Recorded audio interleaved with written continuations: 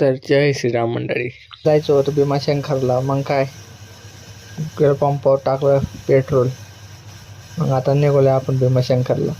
पण काय आपल्याला लागली होती भूक. मग काय नगरमध्ये आपण थांबली गाडी, केलं पोटभर जेवण. मग आता निघलोय आपण भीमाशंकरकडे.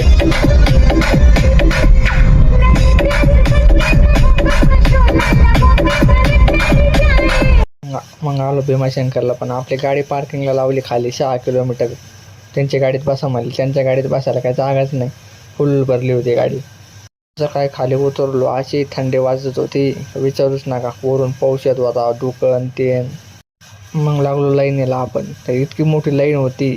आपण 5 वाजता लाईनीला लागलो, आपलं दर्शन झालं ते 12 वाजता. मग काय लागली होती भूक. मग तिथं होती मॅगीचा स्टॉल.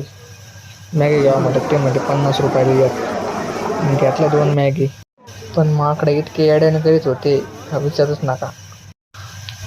तर पावसाचा चालू होता, विचारूच नका. मग आपण डायरेक्ट आलो गाभाऱ्यात.